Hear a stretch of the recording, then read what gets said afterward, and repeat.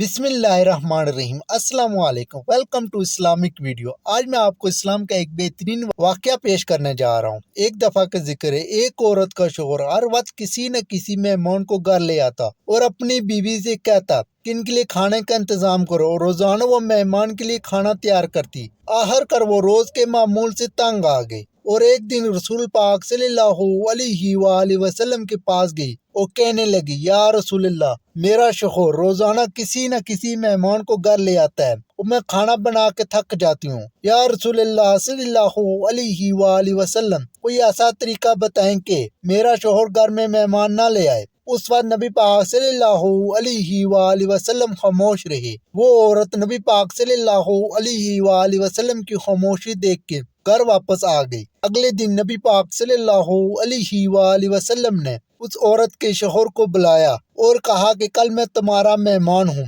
वो आदमी बहुत खुश हुआ। वो आके अपनी बीवी को बताया कि आज नबी पाक सल्लल्लाहु अलैहि वसल्लम हमारे मेहमान बन के आएंगे। इसकी बीवी बहुत खुश हुई और जल्दी से अच्छे अच्छे खाने बनाने लगी। जब नबी पाक सल्लल्लाहु अलैहि वसल्लम इस औरत के घर आए तो नबी पाक सल्लल्लाहु अलैहि वसल्लम ने इसके शौहर से कहा कि मैं जब खाना खा के वापस जाने लगूं तो अपनी बीवी से कहना मेरे घर से निकलते तक पीछे देखती रहे। इसकी बीवी ने ऐसे ही किया। जब नबी पाक सल्लल्लाहु अलैहि वसल्लम वापस जाने लगे तो उस औरत ने क्या देखा कि रसूलुल्लाह सल्लल्लाहु अलैहि वसल्लम के साथ बिच्छू, सांप और कीड़े मकोड़े सब साथ जा रहे थे। वो ये मंजर देखकर बेहोश हो गई। अगले दिन वो फिर नबी पाक सल्लल्लाहु अलैहि वसल्लम के पास गई तो नबी पाक सल्लल्लाहु अलैहि वसल्लम ने इस औरत को बताया कि मेहमान अपना नसीब खुद लेके आता है